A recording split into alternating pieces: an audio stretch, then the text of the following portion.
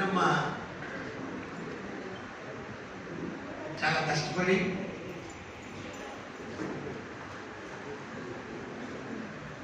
కష్టపడేది ఇప్పుడు చాలా సమస్యలు, డబ్బుల సమస్య, శ్రమ సమస్య, టైం సమస్య,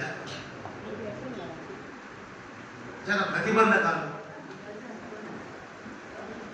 అంటే ఆస్థాన విద్వాంసులు, ఆస్థాన నాయకులు ఉండే దగ్గర నిన్నగాలంలో వచ్చినటువంటి ఒక అమ్మాయి మీటింగ్ పెడితే మనం అందరం పోవాలన్నా, అమ్మాయి మీటింగ్ పెడితే మనం పోవాలన్నా, అమ్మాయి నాయకురాలా, ఇట్లాంటి చాలా అవరోధాలు, ప్రతిబంధకాలు ఉన్నప్పటికీ వాటన్నిటినీ ధైర్యంగా ఎదుర్కొని చాలామంది మన వాళ్ళు సీనయ్య కావచ్చు, ప్రసాద్ కావచ్చు, లేదా మనం అర్జున్ బాలకృష్ణ ఇట్లాంటి వాళ్ళు ఇచ్చిన సహాయం, సహకారంతో, ధైర్యంతో అరుణమ్మ ఈ మీటింగ్ పెట్టినందుకు, ఇలాంటి సంకల్పం, ఇలాంటి ఆలోచన ఆమె మెదడులో ఉన్నందుకు ఆమె మనం అందరినీ జై భీమ్.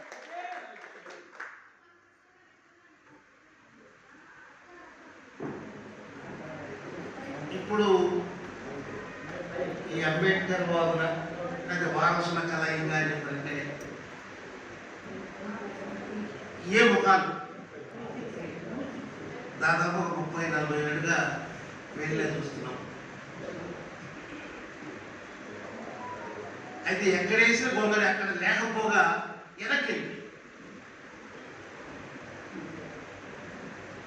మనకు తెలిసినంతవరకు దాదాపు నెల్లూరు జిల్లాలో ఒక 69 మంది ఈ దళిత ఉద్యమంలో పనిచేస్తూ అంబేద్కర్ ఆశయాన్ని ముందుకు తీసుకెళ్లాలనేటటువంటి ఒక బృహత్తర ఉద్యమ రథాన్ని ముందుకు తీసుకెళ్తూ వివిధ వేదికల్లో, వివిధ సంఘాల్లో ఉండి పనిచేస్తూ చనిపోయినటువంటి దళిత నాయకుల్ని కన్నటువంటి గడ్డ ఇది.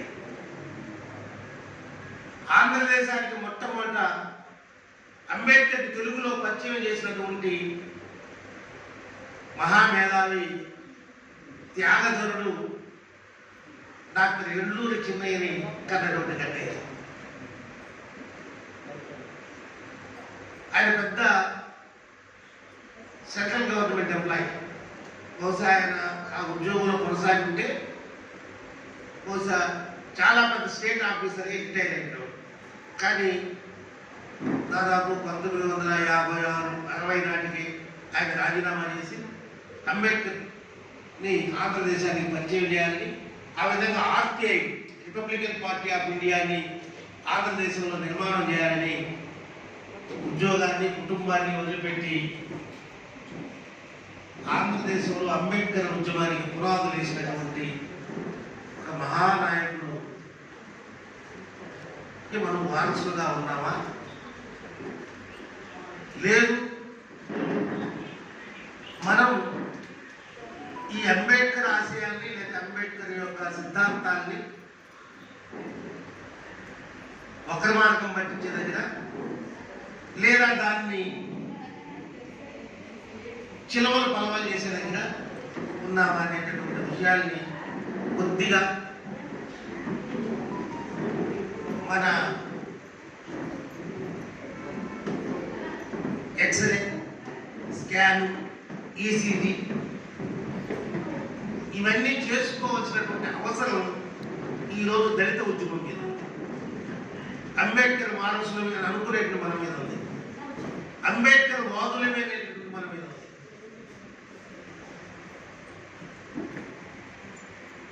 దాదాపు 1972 నుంచి 90 దశకం వరకు దళిత ఉద్యమం ఈ దేశాన్ని చొక్కా పట్టుకుని నిలేసింది. ఏంటి మా సమస్య? అన్ని పార్టీల్లో జెండాలు మోసేది, స్టేజీలు కట్టేది, ప్రాణాలు తీసేది, ప్రాణాలు పోయేది, జైళ్ళల్లో ఉండేది, కోట్ల చుట్టూ తిరిగేది మేమేనా? మా సమస్యకు పరిష్కారం మీరు పట్టించుకోరా? మీరు పట్టించుకోకపోతే మేమే పట్టించుకుంటాం అనేటటువంటి విషయం ఈ దేశంలో వర్ణం పుట్టిన దగ్గర నుంచి వర్ణానికి వ్యతిరేకత, వర్ణం కులమైన దగ్గర నుంచి కులానికి నిర్మూలించాలనే దానికి వ్యతిరేకత. ఉద్యమాలు జరిగే దాంట్లో కొన్ని వేల మంది లక్షల మంది రక్తతర్పణలు చేశారు. దాని ఫలితమే మనం ఇక్కడ కూర్చోవాలి. అంటే ఎంతో త్యాగాలకి, ఎంతో శ్రమకి, ఎంతో బాధ్యతకి వారి పేరు అంబేద్కరిజం, అంబేద్కర్ వాదం.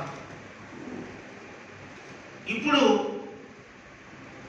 అంటే 1972లో మహారాష్ట్రలో దళిత్ ప్యాంథర్స్ అని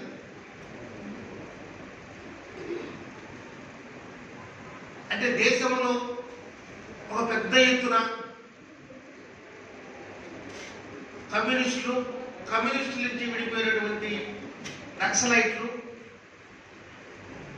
వాళ్ళు మాత్రమే ఈ దేశానికి ప్రత్యామ్నాయం, వాళ్ళు మాత్రమే దళితుల విముక్తి ప్రధానం అనేటటువంటి అనుకునేటటువంటి సందర్భంలో మహారాష్ట్రలో ఉండేటటువంటి మేధావులు, దళిత ఉద్యమకారులు, అంబేద్కర్ వాదులు దళిత్ ప్యాంథర్స్ అనేటటువంటి సంఘాన్ని నిర్మాణం చేసి, ఉద్యమాన్ని నిర్మాణం చేసి ఈ దేశంలో మేము మా విముక్తి కోసం మేము ఏమైనా చేస్తామని చెప్పి ఒక ప్రకటన చేశాం.